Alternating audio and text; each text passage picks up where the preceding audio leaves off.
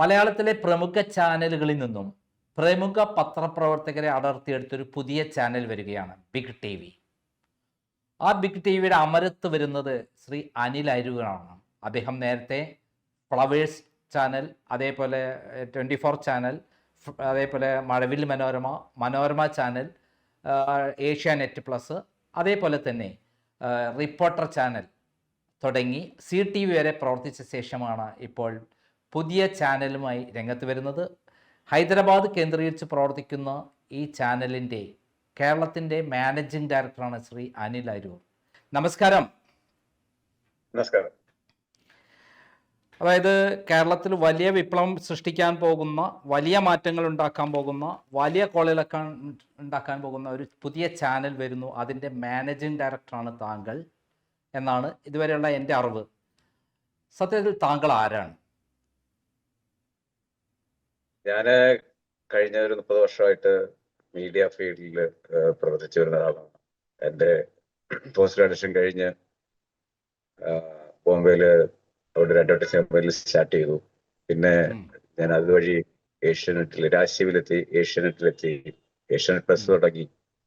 പിന്നെ കുറച്ചു കാലം ജീവൻ TV ഉണ്ടായിരുന്നു. അതിനുശേഷം മഴവിൽ മനോരമയിൽ വന്നു. പിന്നെ ഫ്ലവേഴ്സ് തുടങ്ങി, 24, റിപ്പോർട്ടർ, ഇപ്പൊ ബിഗ് TV. ഇതാണ് എൻ്റെ ഒരു യാത്ര. വീട് പത്തനംതിട്ട അയിരൂരാണ് സ്ഥലം. അടുത്തുള്ള സ്ഥലം അയിരൂരാണ്. പഠിച്ചതും വളർന്നതും അവിടെ തന്നെ? ആഴ്ച തന്നെയാണ്. അത് കഴിഞ്ഞിട്ട് പിന്നെ ഫിലിം ആൻഡ് ടെലിവിഷൻ പ്രൊഡക്ഷനിൽ സെന്റ് സേവിയേഴ്സ് കോളേജിൽ നിന്ന് ഞാൻ പോസ്റ്റ് ഗ്രാജുവേഷൻ ഡിപ്ലോമ എടുത്തു. അതിനുശേഷം ഞാൻ ഈ ഫീൽഡിലേക്ക് വന്നു. കുടുംബം? ഭാര്യ ദേവി T വിജയൻ പോസ്റ്റൽ ഡിപ്പാർട്ട്മെന്റിലാണ്, ASP ആണ് കൊച്ചിയില്. 2 മക്കള്, രേവതി ഇപ്പം BDCN കോഴ്സ് കഴിഞ്ഞ് നിൽക്കുന്നു. ഇളയാള് Lakshmi management course Saint Xavier's ബോംബെയിൽ പഠിക്കുന്നു. അതായത് താങ്കൾ ബിഗ് TVയിലേക്ക് വരുന്നതിന് മുമ്പ് തന്നെ പല ചാനലുകളിലും വലിയ മാറ്റങ്ങൾ ഉണ്ടാക്കിയ ഒരാളാണ്, പല അത്ഭുതങ്ങൾ സൃഷ്ടിച്ച ഒരാളാണ് എന്നുള്ള പ്രചരണമാണ് ഇപ്പോൾ നിലവിൽ വന്നിട്ടുള്ളത്. അതിൽ ഏറ്റവും പ്രധാനം 24 ചാനലിൽ അവരുടെ ഫ്ലവേഴ്സ് TVയുടെ നേതൃത്വം താങ്കൾക്കായിരുന്നു. 625ഓളം തൊഴിലാളി, അവിടെയുള്ള ആളുകളെല്ലാം കൂട്ടിയുണർത്തി വർക്ക് ചെയ്ത ഒരാളായിരുന്നു എന്നുള്ളതാണ് ആദ്യത്തെ ഒരു വിവരം പുറത്ത്. എന്താണ് അവിടെ ഉണ്ടായിട്ടുള്ളത്? അല്ല, ഈ ഫീൽഡിൽ ഞാൻ ഉള്ളതുകൊണ്ട് ആ ഫീൽഡിലെ എല്ലാ നമ്മുടെ നാട്ടിൽ നടക്കുന്നതും ഇന്ത്യയിൽ നടക്കുന്നതും ലോകത്ത് നടക്കുന്നതും ഡെവലപ്മെന്റ്സ് ഫോളോ ചെയ്യാറുണ്ട്. അതിനെക്കുറിച്ച് അത്യാവശ്യം റിസർച്ച് ചെയ്യാറുണ്ട്, പഠിക്കാൻ ശ്രമിക്കാറുണ്ട്, അപ്ഡേറ്റ് ചെയ്യാറുണ്ട്. അങ്ങനെ ശ്രീകണ്ഠ സാറിനൊപ്പം ഫ്ലവേഴ്സ് തുടങ്ങുന്ന സമയത്ത് അങ്ങനെ ഒരു ഓപ്പർച്യൂണിറ്റി കിട്ടി. സാറിൻ്റെ അടുത്ത് ഇതൊക്കെ എപ്പോഴും കമ്മ്യൂണിക്കേറ്റ് ചെയ്യാറുണ്ടായിരുന്നു. അപ്പോൾ സാർ സ്വാതന്ത്ര്യം തന്നിരുന്നു. ആ സ്വാതന്ത്ര്യത്തിലാണ് ഒരു കാഴ്ചപ്പാടിൽ 24 ഇംപ്ലിമെന്റ് ചെയ്യാൻ പറ്റിയത്. അങ്ങനെയാണ് 24 ഒരു മാറ്റം ഉണ്ടാക്കാൻ പറ്റിയത്. പൊതുവെ ന്യൂസ് ഫീൽഡ് ഞാൻ പണ്ടുകാലം മുതലേ ഫോളോ അപ്പ് ചെയ്തുകൊണ്ടിരുന്നതാണ് എൻ്റെ ടേണിനൊപ്പം തന്നെ. അപ്പൊ എനിക്കതൊരു അപരിചിതമായ ഒരു മേഖലയല്ലായിരുന്നു. അവിടെ നിന്ന് പിന്നെ റിപ്പോർട്ടറിലേക്ക് പോകാൻ കാരണം എന്താണ്? റിപ്പോർട്ടറിൽ സാറിനൊപ്പം ഏകദേശം 25 വർഷമായിട്ട് ഞാൻ വർക്ക് ചെയ്യായിരുന്നു. ചെറിയൊരു അഭിപ്രായ വ്യത്യാസം ഉണ്ടായി. സ്വാഭാവികമായിട്ടും മനസ്സിലുണ്ടാകുന്ന ചെറിയ തെറ്റിദ്ധാരണ എനിക്ക് തോന്നുന്നു. അപ്പോ മാറണമെന്ന് തോന്നി, മാറി. ആ സമയത്ത് റിപ്പോർട്ടർ റിവാമ്പ് ചെയ്യാനായിട്ടുള്ള ഒരു ഓഫർ വന്നു. ഞാൻ അവിടേക്ക് ജോയിൻ ചെയ്തു. അങ്ങനെ റിപ്പോർട്ടറിലേക്ക് വീണ്ടും ഒരു അടുത്ത ലെവലിലേക്ക് ഒരു ചാനൽ എങ്ങനെ ചെയ്യാൻ പറ്റും എന്നുള്ള ആലോചനയിലൊക്കെ കിടന്നു. പിന്നെ കൂടുതലുള്ള ടീം മെമ്പേഴ്സ് ഒക്കെ ഡെഫിനറ്റ്ലി അവരുടെയൊക്കെ ഒരു വലിയ കോൺട്രിബ്യൂഷനാണ്, എൻ്റെ മാത്രം കോൺട്രിബ്യൂഷൻ അല്ല ഉള്ളത്. ഈ റിപ്പോർട്ടർ ബ്രോഡ്കാസ്റ്റിംഗ് കോർപ്പറേഷന്റെ പ്രസിഡന്റ് ആയിരുന്നു എന്നാണ് ഞാൻ മനസ്സിലാക്കുന്നത്. അതെ അതെ അതെ. അവിടെ ആ ചാനലിനെ കുറഞ്ഞ കാലം കൊണ്ട് കേരളത്തിലെ നമ്പർ 1 ചാനലിൻ്റെ അടുത്ത് വരെ എത്തിക്കാൻ താങ്കൾക്ക് കഴിഞ്ഞു എന്നുള്ളതാണ് ഞാൻ മനസ്സിലാക്കുന്നത്. അതെങ്ങനെയാണ് താങ്കൾ നേടിയെടുത്തത്? ഒന്ന്, നമ്മൾക്ക് ആ കണ്ടന്റ് ടീമിന് ആവശ്യമുള്ള കണ്ടന്റ് ടീമിനെ എനിക്ക് കൊണ്ടുവരാൻ പറ്റി. ശ്രീ നികേഷ് കുമാർ ഓൾറെഡി അവിടെ ഉണ്ടായിരുന്നു. ഒപ്പം ഉണ്ണി ബാലകൃഷ്ണൻ, ഡോക്ടർ അരുൺകുമാർ, സ്മൃതി പരുത്തിക്കാട്ട്, സുജയ, ഇവരടങ്ങുന്ന നല്ലൊരു ടീമായിരുന്നു, ഒരു കോർ ടീമായിരുന്നു, ഒരു എഡിറ്റോറിയൽ ടീമായിരുന്നു. അതിനോടൊപ്പം തന്നെ വന്ന സെക്കൻഡ് ലെയറും തേർഡ് ലെയറും ഉണ്ടായിരുന്ന ആൾക്കാരെല്ലാം നല്ല എക്സ്പീരിയൻസ്ഡ് പ്രൊഫഷണൽസ് ആയിരുന്നു, യങ്സ്റ്റേഴ്സ് ആയിരുന്നു. പിന്നെ ടെക്നോളജി, നമുക്ക് നല്ല ടെക്നോളജി കൊണ്ടുവരാൻ പറ്റി. അതിനോടൊപ്പം തന്നെ ഡിസ്ട്രിബ്യൂഷനിൽ എല്ലാ സ്ഥലത്തും നന്നായി നമുക്ക് ചെയ്യാൻ പറ്റി. ശ്രീ ആൻഡോ അഗസ്റ്റിനകത്ത് ആ ഫിനാൻഷ്യൽ ബാക്കും വളരെ കറക്റ്റ് ആയിരുന്നു. അപ്പൊ എല്ലാ കോമ്പിനേഷനും ഒത്തു വന്ന ഒരു നെറ്റ്വർക്ക് ആയിരുന്നു. അതുപോലെ ആ തുടക്കകാലത്ത് അതിന്റെ കാഴ്ചപ്പാടും വളരെ കറക്റ്റ് ആയിരുന്നു. അപ്പോൾ അതെല്ലാം കൊണ്ടും തന്നെ ആ കാലഘട്ടത്തിൽ വന്ന ഒരു നല്ല നെറ്റ്വർക്ക് ആയിട്ട് എനിക്ക് തോന്നിയത്. നന്നായി എനിക്കതിനകത്ത് വർക്ക് ചെയ്യാനും പറ്റി, പെർഫോം ചെയ്യാനും പറ്റി. അതായിരിക്കും ഒരുപക്ഷെ അതിൽ വന്നത്. രണ്ടാമത് നമ്മൾ ന്യൂസിലെടുത്ത ആറ്റിറ്റ്യൂഡാണ് ന്യൂസ് കൈകാര്യം ചെയ്യുന്നതിൽ. ഹ്യൂമാനിറ്റേറിയൻ സ്റ്റോറീസുകൾക്ക് ഇമ്പോർട്ടൻസ് കൊടുത്തു. നിങ്ങൾ നോക്കുകയാണെങ്കിൽ ഷിരൂർ കേസ്, ഒരു ലോറി ഡ്രൈവർ കർണാടകയിലെ ഒരു മണ്ണിനടിയിൽ പോയ ഒരു കേസ്, നമ്മൾ അന്നത് ഓൺ എയറിൽ നിർത്തിയതുകൊണ്ടാണ് അത് അത്രയെങ്കിലും അതിന് അവർക്കൊരു അറ്റൻഷൻ കിട്ടി, അതിനൊക്കെ ശ്രദ്ധ വരികയും ചെയ്തത്. അതൊരു ഒരു അർജന്റ് കേസ് മാത്രമല്ല, അത് അവരോടൊപ്പം ജീവിക്കുന്ന അതേപോലെയുള്ള ഡ്രൈവേഴ്സ് പോലെയുള്ള ആൾക്കാർ കൊടുത്ത ഒരു പ്രതീക്ഷയാണ്. നമ്മൾ മനുഷ്യർക്ക് വേണ്ടി നമ്മൾ നിലനിൽക്കുക എന്നുള്ളത് ആത്യന്തികമായിട്ട് നമ്മളത് എടുത്തൊരു നിലപാടായിരുന്നു. അത് റിഫ്ലക്ട് ചെയ്തിട്ടുണ്ട് ആ ചാനൽ. അങ്ങനെയാണ് കുറഞ്ഞ കാലം കൊണ്ട് താങ്കൾക്ക് നേട്ടം കൈവരിക്കാൻ പറ്റിയെന്നാണ് താങ്കൾ പറയുന്നത്. അതിൻ്റെ പിന്നിൽ അക്ഷീണമായ പ്രവർത്തനം മാത്രമല്ല, പുതിയ തന്ത്രങ്ങളും താങ്കൾ പയറ്റിയിരുന്നു, തന്ത്രങ്ങൾ കൊണ്ടുവന്നിരുന്നു എന്നുള്ളതല്ലേ സത്യം? ഹലോ, കേൾക്കാം. തന്ത്രങ്ങൾ എന്ന് പറയുന്നതിനപ്പുറം ഞാനത് പറയണത് വെച്ച് കഴിഞ്ഞാൽ നമ്മൾ ചെയ്യുന്ന കണ്ടന്റിന്റെ ഏരിയയിൽ നമ്മൾ ജെന്യുവൻ ആയിരിക്കുക എന്നുള്ളതാണ്. നമ്മൾ ന്യൂസ് ചാനല് പൊതുവേ നമ്മൾ മനുഷ്യർക്കും സമൂഹത്തിനും വേണ്ടിയിട്ടുള്ളതാണ്. അപ്പൊ അതിൽ അത്രത്തോളം നമ്മൾ ജെന്യുവൻ ആയിട്ട് കണ്ടന്റിനെ അപ്രോച്ച് ചെയ്യുകയാണെങ്കിൽ ആ അപ്രോച്ച് ചെയ്യുന്ന കണ്ടന്റിനോട് ആ സമൂഹത്തിലുള്ള ജനങ്ങൾക്ക് എന്തെങ്കിലും ഒരു അഫിനിറ്റി ഉണ്ടാവും, അത് ഉറപ്പാണ്. അപ്പോൾ ആ അഫിനിറ്റിയിലാണ് എനിക്ക് വിശ്വാസം ഉണ്ടായിരുന്നത്. അതിൽ തന്നെ റേറ്റിംഗിന്റെ കാര്യം പറയല്ലേ, റേറ്റിംഗ് നമ്മൾ ന്യൂസ് ചാനൽ വരുന്നത് ഏകദേശം 9 ദിവസം കഴിഞ്ഞിട്ടാണ്. ആഴ്ച വരുമെങ്കിൽ ഒരു 9 ഡേയ്സ് കഴിഞ്ഞിട്ടാണ്. 9 ദിവസം മുമ്പ് നടന്ന വാർത്തകളെ പറ്റി ഇത് അന്ന് നന്നായിരുന്നു, ഇതൊന്നും ശരിയായിരുന്നു എന്നൊക്കെ പറഞ്ഞു കഴിഞ്ഞിട്ട് ഒരു ഡെഡ് ഡാറ്റയാണ് കിട്ടുന്നത്. അപ്പൊ നമുക്ക് ഇന്നത്തെ ഡാറ്റ വെച്ച് നമുക്ക് ചെയ്യാൻ പറ്റത്തില്ല. അപ്പം നമ്മൾ ഒരു കണ്ടന്റിനെ അപ്രോച്ച് ചെയ്യുന്നത് ജെന്യുവൻ ആയിട്ടായിരിക്കണം എന്നുള്ളത് അതിന്റെ അപ്രോച്ച്. അത് ഞങ്ങൾ ആ ടീമും അത് വിശ്വസിച്ചിരുന്നു. അത് തന്നെയാണ് അതിന്റെ വിജയം. പിന്നെ ഡെഫിനറ്റ്ലി അതിന്റെ ഹാർഡ് വർക്ക് ഒക്കെ ഉണ്ട്, സത്യമാണ്. പക്ഷെ ഒരു ജെന്യുവൻ കണ്ടന്റിനെ നമ്മൾ അപ്രോച്ച് ചെയ്തു. പിന്നെ അങ്ങനെ വന്ന റിപ്പോർട്ടർ ചാനൽ ഒരു ഹൈ റേറ്റിംഗിലാവട്ടെ, എല്ലാ മേഖലകളിലാവട്ടെ ശ്രദ്ധിക്കപ്പെട്ട ശേഷം താങ്കൾ അവിടുന്ന് പോരാൻ കാരണം എന്താ? എനിക്ക് സത്യത്തിൽ അവിടെ എന്റെ ജോലി കഴിഞ്ഞു എന്ന് എനിക്ക് വേണമെങ്കിൽ പറയാം. കാരണം ആ ചാനൽ എത്തിക്കേണ്ട ലെവലിൽ എത്തിച്ചു കഴിഞ്ഞതിന് ശേഷം പ്രത്യേകിച്ച് എനിക്ക് അവിടെ ചെയ്യാനായിട്ട് ഒരു ജോലി അവശേഷിച്ചിരുന്നില്ല എന്നുള്ളതാണ്. അപ്പൊ ആ സമയത്താണ് എനിക്ക് സി മലയാളത്തിൽ നിന്ന് എനിക്ക് ഒരു എന്റർടൈൻമെന്റ് ചാനലിലേക്കുള്ള ഒരു ഹെഡിലായിട്ട് ഓഫർ വന്നത്. അപ്പോൾ അതൊരു MNC കമ്പനിയിൽ വർക്ക് ചെയ്യണമെന്ന് ആഗ്രഹം ഉണ്ടായിരുന്നു. അത് എങ്ങനെയാണ് വർക്ക് ചെയ്യുന്നത് എന്നുള്ളത്. അൾട്ടിമേറ്റ്ലി എനിക്ക് ന്യൂസ് ചാനൽ കൊണ്ടുപോകണം, എന്റേതായ ന്യൂസ് ചാനൽ കൊണ്ടുപോകണമെന്ന് എനിക്ക് ആഗ്രഹം ഉണ്ടായിരുന്നു. അത് ഒരു പക്ഷേ എനിക്ക് റിപ്പോർട്ടറിൽ നിന്ന് ചെയ്യുന്നത് ശരിയല്ല എന്ന് തോന്നിയതുകൊണ്ടും ഒരു റീസണാണ് ഞാൻ അവിടുന്ന് മാറാൻ. ഈ CTVയിൽ വരെ എത്തിയ ശേഷം താങ്കൾ ഇന്ന് കേരളത്തിൽ ഏറ്റവും ചർച്ച ചെയ്യപ്പെടും, അതുവരെ താങ്കൾ അനിൽ അരൂർ ഇത്രമാത്രം ചർച്ച ചെയ്യപ്പെട്ടിരുന്നില്ല. ഒരു ചാനൽ തുടങ്ങുന്നതിന് മുമ്പ് തന്നെ അനിൽ അരൂർ ഇപ്പോൾ വലിയ ചർച്ചാ വിഷയമായിട്ടുള്ള ഒരാളാണ്. കേരള പത്രപ്രവർത്തന രംഗത്ത്, രാഷ്ട്രീയ രംഗത്ത്, സാമൂഹ്യ രംഗത്ത് എല്ലാം തന്നെ ചർച്ചയാവാൻ കാരണം കേരളത്തിലെ പ്രമുഖ ചാനലുകളിൽ നിന്നും പ്രമുഖരായ ആളുകളെ വൻ ഓഫർ കൊടുത്ത് അവിടെ നിന്ന് അടർത്തിയെടുത്ത് ബിഗ് TV എന്ന് പറയുന്ന ഒരു ചാനൽ തുടങ്ങുന്നു എന്നുള്ള ഒരു കാര്യമാണ് ഇപ്പോൾ എല്ലാവരുടെയും ശ്രദ്ധ വന്നിരിക്കുന്നത്. എന്താണ് താങ്കൾ ബിഗ് TVയിൽ വരാൻ കാരണം? ഇങ്ങനെ ഒരു അപ്രോച്ച് പല ചാനലുകൾക്കും ബുദ്ധിമുട്ടുണ്ടാക്കുന്ന രൂപത്തിൽ തുടക്കത്തിൽ തന്നെ ഇങ്ങനെ ഒരു കാര്യത്തിലേക്ക് കടക്കാൻ കാരണം? നല്ലൊരു ചോദ്യമാണ് ശ്രീകാന്ത് ചോദിച്ചത്. എനിക്കത് എവിടെയെങ്കിലും അത് പറയണമെന്നുണ്ടായിരുന്നു. കാരണം എന്താണെന്ന് വെച്ച് കഴിഞ്ഞാൽ ഇന്ത്യൻ ടെലിവിഷൻ, സാറ്റലൈറ്റ് ടെലിവിഷൻ ചരിത്രത്തിൽ ഒരു മാറ്റം ഉണ്ടാക്കിയത് ശ്രീ ശശികുമാറാണ്. ഒരു പുതിയ സാറ്റലൈറ്റ് ചാനൽ നമ്മുടെ ഏഷ്യാനെറ്റ് ഉണ്ടാക്കിയത്. തൊട്ട് പുറകെ CTV വന്നു. അപ്പോൾ ആക്ച്വലി ഏഷ്യാനെറ്റ് തന്നെയാണ് മുന്നിലെന്ന് പറയാം. അന്ന് ഒരുപാട് ബാലാരിഷ്ടതകളൊക്കെ ഉണ്ടായിരുന്നു ദൂരദർശന്റെ കാലഘട്ടത്തിലൊക്കെ. അപ്പൊ അന്ന് ശ്രീ ശശികുമാർ ഉണ്ടാക്കിയ ടാലന്റുകളാണ് ഇന്ന് മിക്ക ചാനലുകളുടെ തലപ്പത്ത് ഇരിക്കുന്നത് എല്ലാ സ്ഥലങ്ങളിലും. അപ്പോ ഒരുപക്ഷെ ഞാൻ പറയാം, സാറ്റലൈറ്റ് ചാനലുകളിൽ ഒരു ടാലൻസിനെ സ്വരൂപിച്ചുണ്ടാക്കിയത് ശ്രീ ശശികുമാറാണ്. TNG സാർ മുതൽ ഇങ്ങോട്ട് നികേഷ് വരെയുള്ള ആൾക്കാരെ വെച്ച് കഴിഞ്ഞാൽ. അപ്പോൾ അതിനുശേഷം വന്ന എല്ലാ ചാനലുകളിലും ഏതൊക്കെ ചാനൽ എടുത്തു കഴിഞ്ഞാലും അവരെല്ലാം ഈ ചാനലുകളിൽ നിന്ന്, ഈ ഏഷ്യാനിൽ നിന്ന് തന്നെയാണ് പൈസകൾ ഓഫർ ചെയ്ത് അവർ ചാനൽ ഉണ്ടാക്കിയത്. ഇപ്പൊ മനോരമയായാലും മാതൃഭൂമിയായാലും ഈവൻ പിന്നീട് വന്ന 24 ആയാലും വന്ന ചാനലല്ല, ഏതൊക്കെ ചാനൽ, ഇതിന്റെ എല്ലാം ഓരോ സ്ഥലത്തും നടത്തി കൊണ്ടുവന്നതാണ്. ഞാൻ മാത്രമല്ല സാലറി കൂട്ടി കൊടുത്തത്, ഇവരെല്ലാം സാലറി കൂട്ടി കൊടുത്ത് അവിടെ കൊണ്ടുവന്നതാണ്. അപ്പോൾ അന്നൊക്കെ സാലറി കൂട്ടി കൊടുക്കുമ്പോൾ അതൊക്കെ വരുന്നത്, എന്നൊക്കെ മനോരമ ലോഞ്ച് ചെയ്ത സമയത്താണ് ആദ്യമായിട്ട് ഹോർഡിംഗ് വരുന്നത്, ഒരു ന്യൂസ് ചാനലിന്റെ തലപ്പത്തിരിക്കുന്ന ആൾക്കാരെല്ലാം വെച്ചിട്ട്. പിന്നീട് അതൊരു പ്രാക്ടീസായി. അതുപോലെ തന്നെ ഞാനൊരു ചാനൽ ഉണ്ടാക്കുമ്പോൾ പൾസൊന്നും ആൾക്കാരെ സ്വരൂപിച്ചു കൂട്ടി കൊണ്ടില്ലാണ്ട് അതിനകത്ത് പ്രത്യേകിച്ച് ഒരു മാറ്റം വരുത്തുന്ന ഞാൻ തോന്നുന്നില്ല.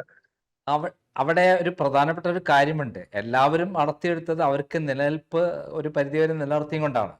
അതായത് പുതിയ ചാനൽ വരുമ്പോഴും മറ്റുള്ള ചാനലിന് കൊടുത്തിരുന്ന പ്രതിഫലത്തിൻ്റെ അതേപോലെയുള്ളതോ കുറച്ച് കൂട്ടിയിട്ടോ ആയിരിക്കാം പെർസെൻറ്റേജ് ഒക്കെ. പക്ഷെ ഇവിടെ ഒരു സുജയ പാർവതിക്ക് തന്നെ, ചീഫ് എഡിറ്ററായി വരുന്ന സുജയ പാർവതിക്ക് തന്നെ മാസത്തിൽ 10 ലക്ഷം രൂപ കൊടുത്തിട്ടാണ് കൊണ്ടുവരുന്നത് എന്നുള്ള വാർത്തകളാണ് പുറത്തു വന്നത്. അതേപോലെ വൻ തുകകളാണ് മറ്റുള്ളവർക്കെല്ലാം തന്നെ. ഏഷ്യാനെറ്റിലെ ജോഷിയാണെങ്കിലും, വിജയകുമാർ 24-ലെ വിജയകുമാർ ആണെങ്കിലും, അതേപോലെ ലക്ഷ്മി പത്മ ആണെങ്കിലും, വേണുഗോപാൽ ആണെങ്കിലും അങ്ങനെ ആരെടുത്ത് നോക്കിയാലും വൻ തുകകൾ കൊടുത്തിട്ടാണ് അവിടെ ഈ അടർത്തിയിട്ട് കൊണ്ടുവരുന്നത്. അത് അവരുടെ ചാനലിനെ തന്നെ 2 തരത്തിൽ ബാധിക്കുന്നു. ഒന്ന്, അവിടെയുള്ള നിലവിലുള്ള ആളുകൾക്ക് വലിയ തുകകൾ കൊടുക്കേണ്ട അവസ്ഥയിലേക്ക് വന്നിരിക്കുന്നു. 2, അവരുടെ നിലനിൽപ്പിന് ബാധിക്കുന്ന ഏറ്റവും പ്രധാനപ്പെട്ട പ്രവർത്തകരെയാണ് താങ്കൾ ഇങ്ങോട്ട് അടർത്തിയിരിക്കുന്നത്. അതിനെക്കുറിച്ച് എന്താണ് പറയാനുള്ളത്? ശരിയാണ്, അവർ ഓരോ സ്ഥലത്തുനിന്നും പല ആൾക്കാർ നമ്മളിൽ ജോയിൻ ചെയ്തിട്ടുണ്ട്. പക്ഷെ ഇതിനകത്ത് ഒരു കാര്യം നമ്മൾ നോക്കണം, നമ്മൾ കണ്ടന്റ് ഉണ്ടാക്കുന്നവർക്കാണ് നാട്ടിൽ വിലയില്ലാണ്ട് പോയിരുന്നത്. ഇതേ സമയത്ത് തന്നെ ഈ ചാനലിൽ വർക്ക് ചെയ്യുന്ന സെയിൽസ് ടീമിൽ വർക്ക് ചെയ്യുന്നവർക്ക് ഇതിനെക്കാട്ടിൽ ശമ്പളം കൂടുതൽ കിട്ടുന്ന അവസ്ഥ പണ്ട് മുതലേ ഉണ്ട്. അത് എല്ലാ ചാനലിലും ഉണ്ട്. അത് നമ്മുടെ സോഷ്യൽ മീഡിയയിൽ ഒരിക്കലും ശ്രദ്ധ വഹിക്കുന്നത്. അത് 25 ലക്ഷവും 30 ലക്ഷവും വാങ്ങിക്കുന്ന സെയിൽസിൽ വർക്ക് ചെയ്യുന്ന ആൾക്കാർ നമ്മുടെ കേരളത്തിലെ ചാനൽ വർക്ക് ചെയ്തിട്ടുണ്ട്. 5 ലക്ഷം രൂപ വർക്ക് ചെയ്യുന്നുണ്ട്, 10 ലക്ഷം രൂപ വർക്ക് ചെയ്യുന്നുണ്ട്. പക്ഷെ ഇവിടെ വിലയില്ലാണ്ട് പോയത് കണ്ടന്റ് ഉണ്ടാക്കുന്നവർക്കായിരുന്നു. കാരണം അവർ സെയിൽസ് കൊണ്ടിരുന്നു, അവർ ചോദിക്കുന്ന പൈസ കൊടുക്കും, അല്ലെങ്കിൽ അവർ നിൽക്കത്തില്ല. അപ്പോൾ കണ്ടന്റുകാർക്ക് വിലയില്ലാണ്ട് പോയി ഇത് കൊടുത്താൽ ഇവർ നിന്നോളും എന്നുള്ളത് കൊണ്ട് അത് കൊടുത്തു. എന്റെ അടുത്ത് വരുമ്പോൾ ഇത് കൊടുത്ത് അവർക്ക് മാനമായിട്ട് നില നിൽക്കുള്ളൂ, അതുകൊണ്ട് ഞാൻ കൊടുത്തു. അപ്പൊ കണ്ടന്റിനോട്, സെയിൽസിനോടൊപ്പം വിലയുള്ള ഭാഗമായി കണ്ടന്റ്. അപ്പൊ എനിക്ക് ആ കണ്ടന്റ് വില കൊടുത്ത് അവരെ നിർത്തിയേ പറ്റത്തുള്ളൂ. അപ്പൊ അതിന് ഒരു അഡീഷണൽ എക്സ്പെൻസ് ഉണ്ട്. പക്ഷെ അതേപോലെ തന്നെ ഞാൻ ആർഭാടം കാണിക്കുന്നില്ല. ഞാൻ എന്റെ ഒരു ബാലൻസ് ഷീറ്റ് ഞാൻ വളരെ സൂക്ഷ്മമായിട്ടാണ് ഞാൻ ചെയ്യുന്നത്. അപ്പൊ കണ്ടന്റ് ടീമിന് നല്ല ജോലി ചെയ്യുന്ന കണ്ടന്റ് ടീമിന് പൈസ കൊടുക്കുന്നത് എന്താ ഒരു കുഴപ്പം? പണ്ട് സെയിൽസ് കൊടുക്കുന്നത് ഇപ്പൊ കണ്ടന്റ് കൊടുക്കണം, അത്രല്ലേ മാറ്റമുള്ളൂ. പക്ഷെ അത് ഇന്നലെ വരെ അല്ലെങ്കിൽ ഇന്ന് വരെ പല ചാനലുകളിലും അവരുടെ ലിമിറ്റും കഴിഞ്ഞ് അതിൻ്റെ എത്രയോ ഇരട്ടിയാണ് ഇപ്പോൾ ബിഗ് ടി വി കൊടുക്കുന്നത്. ആ ബിഗ് ടി വി കൊടുക്കുന്നത് കൊണ്ട് തന്നെ ആ ചാനലുകളിൽ തന്നെ അവർക്ക് ഇമ്മീഡിയറ്റ് ആയിട്ട് വർധനവ് വരുത്തേണ്ടി വന്നിരിക്കുന്നു. അവരുടെ നിലനിൽപ്പിനെ തന്നെ ബാധിക്കുന്ന രൂപത്തിലെത്തി എന്നാണ് പലരും പറയുന്നത്. പല ചാനലുകളുടെയും നിലനിൽപ്പിനെല്ലാം തന്നെ പ്രതിസന്ധിയിലാണ്. ആ സന്ദർഭത്തിലാണ് ഇങ്ങനെയൊരു മാറ്റം കൊണ്ടുവന്ന് താങ്കളൊരു വിപ്ലവം തന്നെ സൃഷ്ടിച്ചിരിക്കും. ഭയങ്കര കൊള്ളൊക്കെ ഉണ്ടാക്കിയിരിക്കുന്നത് കേരള ചാനൽ പത്രപ്രവർത്തന രംഗത്ത് എന്ന് പറയാൻ പറ്റും, പ്രത്യേകിച്ച് ചാനൽ രംഗത്ത്. ഞാൻ അത് വീണ്ടും പറയുന്നു, ഞാൻ വളരെ സന്തോഷമുള്ള ആളാണ് പത്രപ്രവർത്തകർക്ക് സാലറി കൂടുതൽ കിട്ടി എന്ന് പറയുന്നത്. നേരത്തെ ഈ മാനേജ്മെന്റുകളൊന്നും കൊടുക്കാത്ത സാലറി ഇപ്പൊ കൊടുത്തിട്ടുണ്ട്. അതിന് ഞാനൊരു കാരണമായെങ്കിൽ ഞാൻ സന്തോഷമാണ്. കാരണം പാവപ്പെട്ട പത്രപ്രവർത്തകർ കൂടി കിട്ടിക്കോട്ടെ. ഞാനൊരു സ്ഥാപനം ഉണ്ടാക്കുമ്പോൾ ഞാൻ പലത്തുനിന്ന് എടുത്തു. ഇന്ന് ഞാൻ കാരണം 7 സ്ഥാപനങ്ങളിൽ സാലറി കൂടിയിട്ടുണ്ട്. 7 സ്ഥാനങ്ങളിൽ പുതിയ പുതിയ ആൾക്കാർ ജോയിൻ ചെയ്തിട്ടുണ്ട്. ആ ടാലന്റ് വളരും, അവിടെ വളർന്നോട്ടെ. നമുക്ക് കൊടുക്കാൻ പറ്റാത്ത സാലറി ആരും കൊടുക്കൂലല്ലോ, ഇല്ലേ? നമ്മളൊരു സ്ഥാപനത്തിലേക്ക് ഒരാൾ ഇറങ്ങിപ്പോയി, എനിക്ക് വേറെ ആളെ കൊണ്ടുവരാൻ പറ്റില്ല, അത് എന്റെ സാമ്പത്തിക അവസ്ഥ പറ്റില്ലെങ്കിൽ ഞാൻ എടുക്കത്തില്ല, അത്രയല്ലേ ഉള്ളൂ. എന്തിനാണ് ഇവർ ഇപ്പൊ സാലറി കൂട്ടിയത്? അപ്പൊ ഫണ്ട് കൂട്ടാൻ പറ്റുന്ന സാലറി ഇപ്പൊ കൂട്ടി, അല്ലേ? അപ്പൊ കൂട്ടാവുന്നതായിരുന്നു. അപ്പൊ ഇത് കൊടുത്താൽ മതി, ഇതിനെ നിന്നോളും എന്ന് കരുതി. ഇപ്പൊ നിൽക്കത്തില്ല. അപ്പൊ ഒരു സന്തുലിതാവസ്ഥ വന്നു. ഇതൊക്കെ ഇവിടെ നടക്കേണ്ടതാണ്. എങ്ങനെയാണ് നമുക്ക്, ശരി ഞാൻ ഒരാൾക്ക് സാലറി കൂട്ടി കൊടുത്തു, അപ്പൊ വേറൊരാളെ കൊണ്ടുവരാൻ അവർക്ക് പറ്റില്ല, അവർക്ക് ശേഷിയില്ല എങ്കിൽ കൂട്ടി കൊടുക്കത്തില്ല. പക്ഷെ ശേഷി ഉള്ളതുകൊണ്ടാണല്ലോ കൂട്ടി കൊടുക്കണേ. അപ്പൊ ഇത് വീതിച്ചു പോട്ടെ. ഒരു സോഷ്യൽ ഒരു ഒരു ഏകീകരണം, ഒരു കുറച്ചുകൂടെ വിപുലമായിട്ട് നമ്മള് സ്ക്രീനിൽ നമ്മള് വലിയ സോഷ്യലിസം പറയുകയും അതിന്റെ ബാക്കിൽ നമ്മള് ക്യാപിറ്റലിസം പറയേണ്ട ആവശ്യമില്ലല്ലോ. ഇത് കുറച്ചുകൂടെ നമ്മൾ ട്രാൻസ്പെറന്റ് ആവാതെ എനിക്ക് സന്തോഷമുള്ളൂ. അതായത് താങ്കളെ ഇപ്പോൾ എല്ലാവർക്കും അറിയാം കൃത്യമായിട്ട്. അനിൽ അരൂരാണ് ഇവരുടെ രക്ഷകനായി വന്നിരിക്കുന്നത്. ഒരു സമരം നടത്തേണ്ടി വന്നില്ല, യുദ്ധം ചെയ്യേണ്ടി വന്നില്ല. പക്ഷേ ബിഗ് ടി വി വരുന്നതുകൊണ്ട്, ബിഗ് ടി വി കൊടുത്തതുകൊണ്ട് ഒറ്റയടിക്ക് ഇവർക്കെല്ലാം സാലറി കൂട്ടി കൊടുത്തു എന്നുള്ളതാണ് പ്രധാനം. അതിലുപരിയായിട്ട് എൻ്റെ ഒരു പക്ഷെ പ്രധാനപ്പെട്ട ഒരു കാര്യം കണ്ടുണ്ട്, പറഞ്ഞോളൂ. ഒരു കാര്യം കണ്ടെന്ന് പറയാം. ഞാൻ ഈ സാലറി കൂടി നമ്മൾ കേബിൾ ടി വി നെറ്റ്വർക്ക്സ് ഇവിടെയുണ്ട്. അവരും ഇതേപോലെ ഇൻഡസ്ട്രിയിൽ കഴിഞ്ഞുകൂടി പോകുന്ന ആൾക്കാരാണ്. അവരും അതേപോലെ പല സമയങ്ങളിൽ കൂട്ടി ചോദിച്ചിട്ടുണ്ട്. ഇവർ ആ സ്ഥലത്ത് ആ വലിയ ഓഫറുകൾ കൊടുത്ത് ചാനൽ ലാൻഡിംഗ് ഒക്കെ വാങ്ങിച്ചിട്ടുണ്ട്. ഒരുപാട് പൈസ സ്പെൻഡ് ഉണ്ട്. അതൊന്നും ആരും അറിയണില്ല. വലിയ വലിയ പൈസകൾക്ക് മാറ്റി കൊടുത്തു നോക്കും. അപ്പൊ ഈ പൈസ ഇതിന് വേറെ എക്സ്പെൻസ് ആണ്. ഇത് വന്നുകൂടിയ ഈ മീഡിയ, ടെലിവിഷൻ മീഡിയ ഇൻഡസ്ട്രിയിൽ വന്നുകൂടിയ വേറെ എക്സ്പെൻസ് ആണ്. അപ്പൊ അവിടൊക്കെ എക്സ്പെൻസ് വന്നിട്ടുണ്ട്. ഇതൊന്നും സാലറിനെ ബാധിച്ചിട്ടില്ല. ഒരു ലാൻഡിംഗ് പേജ് ഉണ്ടെങ്കിലേ ചാനൽ നന്നാവുള്ളൂ എന്ന് പൈസ എടുത്ത് എറിഞ്ഞിട്ട് കൊടുക്കുന്നതും സ്വന്തം സ്ഥാപനത്തില് സാലറി കൂട്ടി കൊടുക്കാണ്ട് ആ സ്ഥാപനത്തിലെ സ്റ്റാഫ് അവിടെ വർക്ക് ചെയ്യുന്ന തമ്മിൽ വലിയ വ്യത്യാസമുണ്ട്. ഒരു ചാനൽ തുടങ്ങുമ്പോൾ, പ്രത്യേകിച്ച് പുതിയ ചാനൽ ഇത്തരത്തിൽ തുടങ്ങുമ്പോൾ, ഏറ്റവും ചുരുങ്ങിയ 2 വർഷത്തെ ഫണ്ട് കൊടുക്കാൻ കയ്യിലുണ്ടായിട്ടേ അത്തരം ചാനൽ തുടങ്ങാൻ പറ്റുള്ളൂ എന്നൊക്കെയാണ് ആ രംഗത്തുള്ള ആളുകൾ പറയുന്നത്, എക്സ്പീരിയൻസ് ഉണ്ട്. ഇത്രയും വലിയ ഫണ്ട് എവിടെ നിന്നാണ് ബിഗ് ടി വിക്ക് ഉള്ളത്? ആരാണ് പിൻബലം? ഒന്നാമത്തെ ഈ ചാനൽ തുടങ്ങാൻ വലിയ പൈസ വേണമെന്നുള്ളൊരു തെറ്റിദ്ധാരണയാണ്. അങ്ങനെ ഇപ്പോഴത്തെ ഡിജിറ്റൽ കാലത്തൊന്നും അത് വലിയ പൈസ ഉണ്ടാവും. ഇന്ന് മറ്റേ നമ്മുടെ DSNG അപ്ലിംഗ് സ്റ്റേഷൻ നമുക്ക് ആവശ്യമില്ല. നമുക്ക് ഡാറ്റ ബാൻഡ്വിഡ്ത്ത് സ്ട്രീം ചെയ്ത് നമുക്ക് ലൈവ് ചെയ്യാൻ പറ്റും. ഓരോ കോസ്റ്റും കുറഞ്ഞിട്ടുണ്ട്. പക്ഷെ എന്നാലും ഒരു കോസ്റ്റ് ഉണ്ട്. വളരെ അഫോർഡബിൾ. ഏത് ബിസിനസ് തുടങ്ങിയാലും ഒരു കോസ്റ്റ് ഉണ്ടല്ലോ. അതിനൊരു ഇൻവെസ്റ്റർ വരണം. ആ ഇൻവെസ്റ്റർക്ക് നമ്മൾ പൈസ തിരിച്ചു കൊടുക്കണം. നമ്മുടെ മാർക്കറ്റിൽ ആ പൈസ ഇവിടെ ഉണ്ട്. അതിൽ നന്നായിട്ട് സെയിൽ ചെയ്യണം. സെയിൽ ചെയ്യുന്നത് എങ്ങനെയാണെന്ന് വെച്ച് കഴിഞ്ഞാൽ ക്ലയൻസിന് അതനുസരിച്ച് എക്സ്പോഷർ കൊടുക്കണം. അപ്പൊ ക്ലയൻസ് കൂടുതൽ പ്രൊഡക്ട്സ് വിൽക്കാൻ പറ്റും. ഇതൊക്കെ ഞങ്ങൾ അനുഭവിച്ച് ചെയ്തിട്ടുള്ള കാര്യങ്ങളാണ്. എന്റെ കൂടെയുള്ള സെയിൽസ് ടീം വളരെ എക്സ്പീരിയൻസ്ഡ്, അവർ അത്രയും കഠിനാധ്വാനം ചെയ്യുന്ന ആൾക്കാരാണ്. കഠിനാധ്വാനം എന്ന് വെച്ച് കഴിഞ്ഞാൽ അവരവരുടെ ക്ലയൻസിന് വേണ്ടിയിട്ടുള്ള നമ്മുടെ മീഡിയയിൽ കൂടി അവർക്ക് എങ്ങനെ എക്സ്പോഷർ കിട്ടാമെന്നുള്ളത് അവരുടെ ഇന്നോവേഷൻസ് കാണിച്ചു കൊടുക്കും. അപ്പൊ അവരുടെ സെയിൽസ് മാറിയിട്ടുണ്ട്. അപ്പൊ അതനുസരിച്ച് വരുമാനം വരും. ഇതൊക്കെ നമ്മൾ ഇവിടെ ഒരു എക്കോസിസ്റ്റം ഉണ്ട്. പക്ഷെ ഞാൻ അതിനകത്ത് പറഞ്ഞു വെച്ചാൽ എല്ലാ നെറ്റ്വർക്കിലെ സെയിൽസ് ടീം നന്നായാൽ ഇവിടെ ഇങ്ങനെ ഒരു പ്രശ്നമില്ല. സെയിൽസ് ടീം നന്നാവണം. സെയിൽസിനെ കൊണ്ട് പണിയെടുപ്പിക്കണം.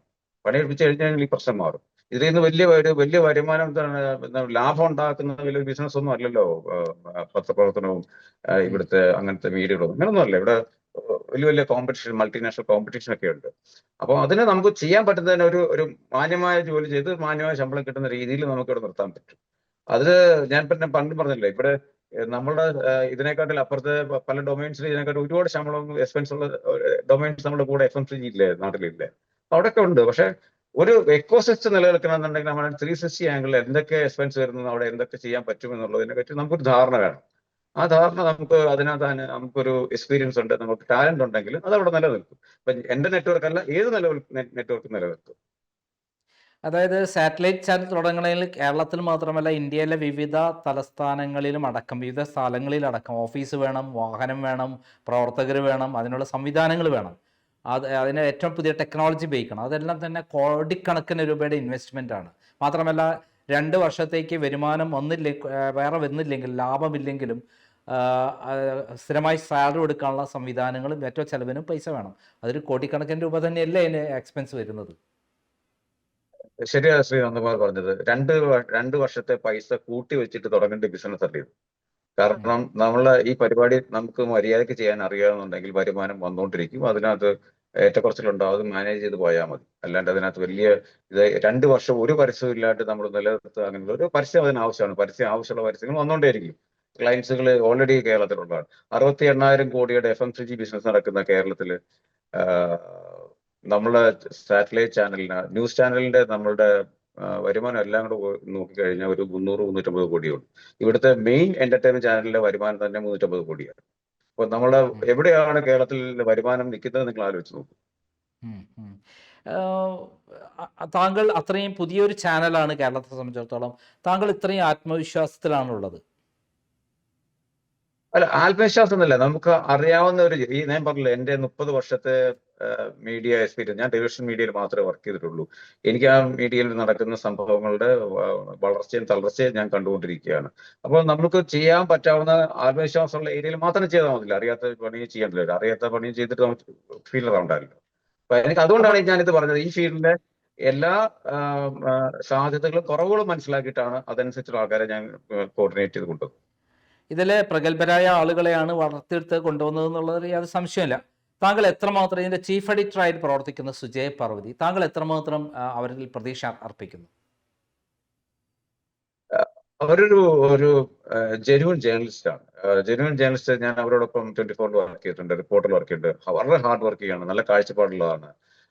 അവരുടെ ഒരു പൊളിറ്റിക്കൽ ആംഗിളിനെ ഒരു പക്ഷേ റിപ്പോർട്ടറിൽ വെച്ചിട്ട് ആൾക്കാർ അക്സെപ്റ്റ് ചെയ്തിട്ടുണ്ടെങ്കിലും ചിലവർ റിജക്ട് ചെയ്തിട്ടുണ്ടെങ്കിൽ ഉണ്ടാവാം. പക്ഷേ as A journalist very genuine journalist ആണ്.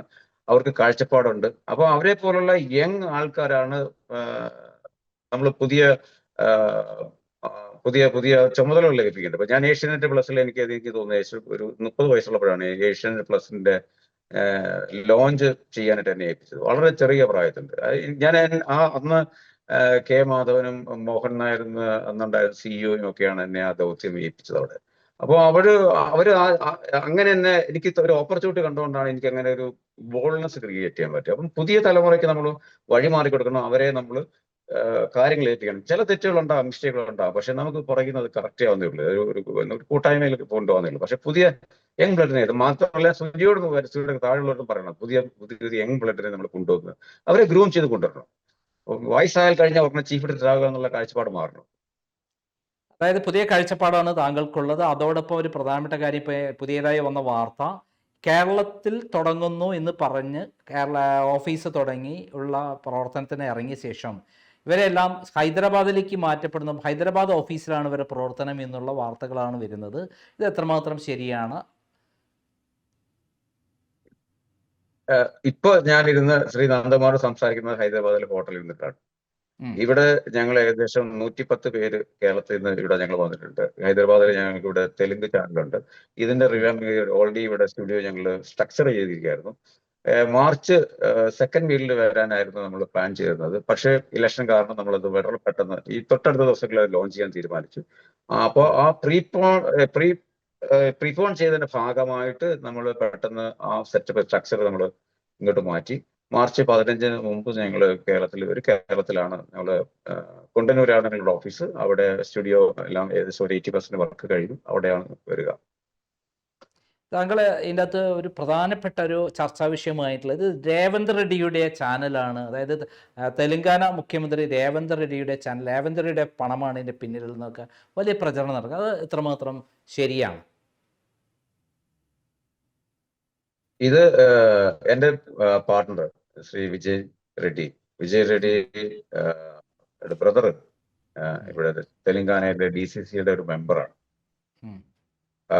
എൻ്റെ പാർട്ണർ US ഒരു ഫാർമ കമ്പനി ഉണ്ട്, ഒരു IT കമ്പനി നടത്തുന്ന ആളാണ്. അതിൽ നിന്ന് കിട്ടിയ പൈസ കൊണ്ട് ഇവിടെ ഒരു ഓൺലൈൻ മീഡിയ നടത്തിയിരുന്നു, ഒരു ആപ്പ്, ചോട്ടാ ന്യൂസ് എന്ന് പറഞ്ഞൊരു ആപ്പ് നടത്തിയിരുന്നു. ഇപ്പോഴും ഉണ്ട് അത്. 15 lakhs ഡൗൺലോഡ്സ് ഉണ്ട്. അപ്പോൾ അത് ഒരു 2.5 വർഷത്തിനുള്ളിലാണ് അദ്ദേഹത്തിന്റെ സാറ്റലൈറ്റിൽ ചാനൽ പ്രകടനം തുടങ്ങി. അതില് ആ ചാനൽ തുടങ്ങിയ സമയത്ത് ഇവിടെ ഏറ്റവും 100% കണക്ടിവിറ്റി ഉള്ളത് എല്ലാ രാഷ്ട്രീയ പാർട്ടികളുടെ പരിപാടികളും ടെലികാസ്റ്റ് ചെയ്യുന്ന ഒരേ ഒരു ചാനലിൽ ബിഗ് ടിവി ആണ് തെലങ്കാനയിൽ. ബാക്കിയെല്ലാം വളരെ പാർട്ടി ബേസ്ഡ് ആയിട്ടുള്ള ചാനലോ അല്ലെങ്കിൽ അങ്ങനെ എന്തെങ്കിലും ഒരു അജണ്ടകളുണ്ട്. ബിഗ് ടിവിക്ക് അജണ്ടകളില്ല അതിനകത്ത്. എന്റെ പാർട്ണറായ ശ്രീ വിജയ് റെഡ്ഡി അധ്വാനിച്ച് US ഒരു NRI അദ്ദേഹം ഉണ്ടാക്കിയ പൈസയാണിത്. അതിനകത്ത് വേറൊരു പൊളിറ്റിക്കൽ പാർട്ടിയുടെ ഒരു ബാക്കപ്പ് അതിനകത്തില്ല. ആൾക്കാരെല്ലാവരും, ഞാൻ പറഞ്ഞില്ല, എല്ലാവരുടെയും സുഹൃത്തുക്കളാണ്. എല്ലാ പൊളിറ്റിക്കൽ പാർട്ടിയിലും ആൾക്ക് സുഹൃത്തുക്കളുണ്ട്. അതല്ലാണ്ട് വേറെ ഒന്നുമില്ല. അത് ആൾക്കാരിങ്ങനെ പറയുന്നുണ്ട് അതായത്, കാരണം ഒരു പറയാനുള്ള റീസൺ അദ്ദേഹത്തിന്റെ ബ്രദർ DCCയിലെ ഒരു മെമ്പറാണ് എന്നുള്ളത് ശരിയാണ്, അതുകൊണ്ട്. പക്ഷെ ഇത് ഞാനത് പറഞ്ഞില്ല, കേരളത്തിലെ ഈ ചാനൽ വരുമ്പോ ആ ചാനലിന്റെ എഡിറ്റോറിയൽ പോളിസി ജനങ്ങൾ കാണുമ്പോൾ അത് മനസ്സിലാവും.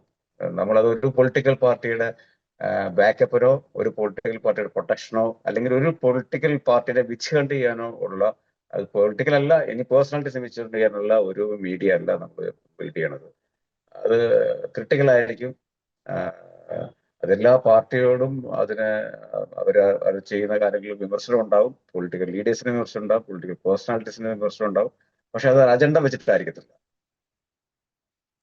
അതായത് ഇവിടെ പറയുന്ന മറ്റൊരു പ്രചരണം, കേരളത്തിൽ ഇപ്പോൾ UDF അനുകൂലമായിട്ടുള്ള വലിയ മുന്നേറ്റം ഉണ്ടാക്കാൻ വേണ്ടി ആണ് ഇത്ര പെട്ടെന്ന് ഇലക്ഷന് മുമ്പ് ഈ TV രംഗപ്രവേശം ചെയ്യുന്നത് എന്നുള്ളതാണ് മറ്റൊരു പ്രചരണം.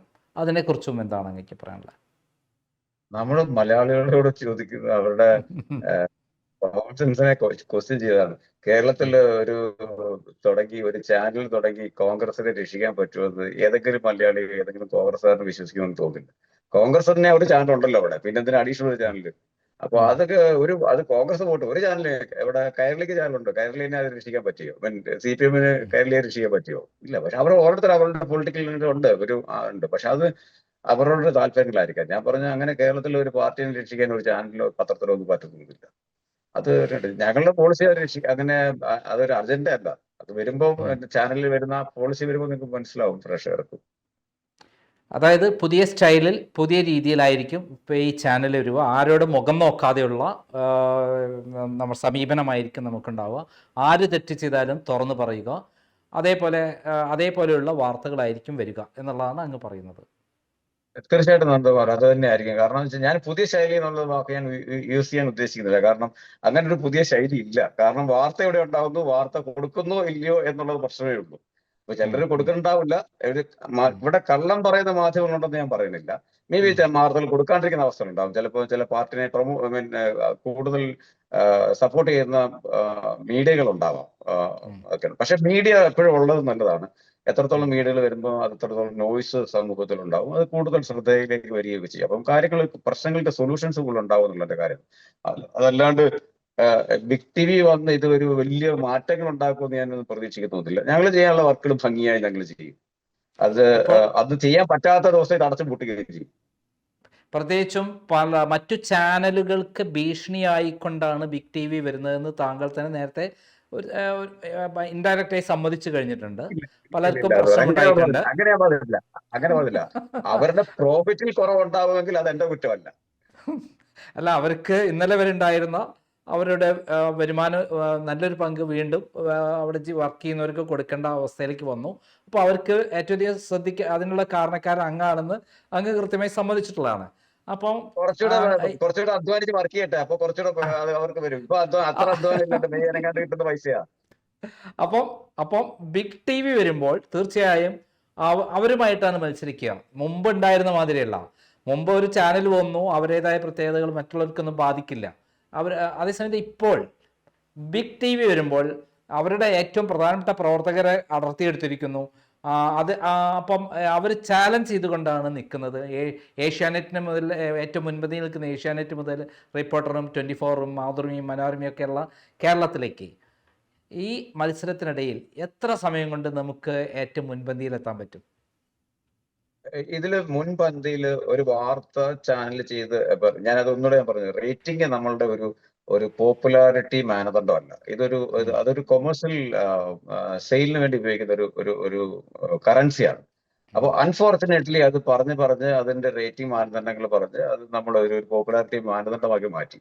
അത് ശരിക്കും ഒരു മിസ്റ്റേക്ക് സംഭവിച്ചെന്ന് ഞാൻ പറയാം. അപ്പൊ റേറ്റിംഗ് നമ്മളല്ല, ന്യൂസ് വെച്ചിട്ട് ഒന്നാമതെത്തുവോ രണ്ടാമതെത്തുവോ എന്ന് എനിക്ക് പറയാൻ പറ്റില്ല, അല്ലെ മൂന്നാമതെത്തുവോ നാലാമതെത്തുവോ. പക്ഷെ ഒരു വൃത്തിയുള്ള ഇപ്പൊ നമ്മളുടെ സമൂഹത്തിന് ആവശ്യമുള്ള ഒരു ന്യൂസ് ചാനൽ കൊടുക്കാൻ പറ്റും, അത് നിലനിർത്തിക്കൊണ്ടു പോകാനും പറ്റും. അതായത് താങ്കൾ തന്നെ പറഞ്ഞിട്ടുണ്ട്, റിപ്പോർട്ടർ ചാനൽ ഒരു കൊല്ലം കൊണ്ടാണ് അത് കുതിച്ചു കയറ്റം ഉണ്ടാക്കിയത്, ഏകദേശം 2ാം സ്ഥാനത്ത് വരെ എത്തിച്ചത് എന്ന് പറയുന്നുണ്ട്. അതിൻ്റെതായ രീതിയിൽ മാർഗങ്ങൾ ഉപയോഗിച്ചിട്ടുണ്ട്. വാർത്തയിൽ സത്യസന്ധത ഉപയോഗിച്ചിട്ടുണ്ടെങ്കിലും പല മാർഗങ്ങൾ ഉപയോഗിച്ചിട്ടുണ്ടെന്ന് തന്നെയാണ് താങ്കൾ ഇൻഡയറക്റ്റായി സൂചിപ്പിച്ചിട്ടുള്ളത്.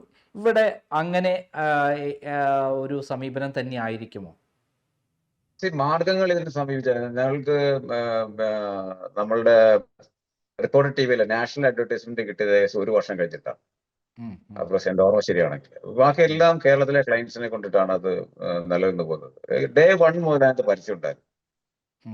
നമ്മളിപ്പോ എവിടെയാണ് റേറ്റിംഗിന്റെ മാനദണ്ഡം? എവിടെയാണ് Day 1 മുതൽ പരസ്യം വരണമെന്നുണ്ടെങ്കിൽ ആ മാസവും നല്ല പരസ്യം ചെയ്തിരുന്നു. നമ്മൾ ലോഞ്ച് ചെയ്ത മാസം നല്ല പരസ്യം ചെയ്തിരുന്നു.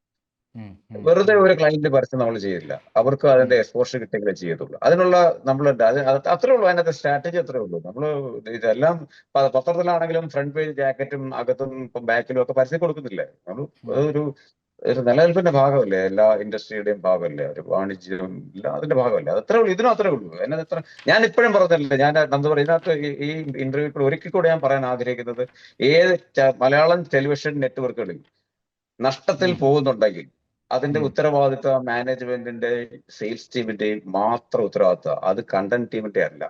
ഉം, ഉം, നിങ്ങൾക്ക് ഉം, അതിന്റെ പൊളിറ്റിക്കൽ അഫിലിയേഷനോട് ഒരു ചാനൽ വരികയാണെന്നുണ്ടെങ്കിൽ നിങ്ങളുടെ അജണ്ട വേറെയാണ്. ഉം, നിങ്ങൾക്ക് ഒരു ഉം, റിലീജിയസ് അജണ്ടയോട് വരികയാണെന്നുണ്ടെങ്കിൽ അത് അജണ്ട വേറെയാണ്. ഉം, അതിൽ ലിമിറ്റേഷൻസ് ഉണ്ട്. ഉം.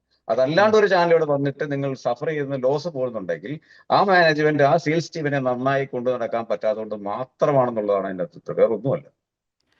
താങ്കൾ നേരത്തെ പറഞ്ഞ ഇൻറ്റഗ്രിറ്റിയും ഇമ്പാർഷ്യലിറ്റിയും അതേപോലെ ഹ്യൂമൻ റൈറ്റ്സിന് പ്രാധാന്യം കൊടുത്തുള്ള വാർത്തകളാണ് റിപ്പോർട്ടർ ചാനലിലേക്ക് കടത്തിക്കൊണ്ടുവന്നത്. അതിൻ്റെ വിജയമാണെന്ന് പറഞ്ഞിട്ടുണ്ട്.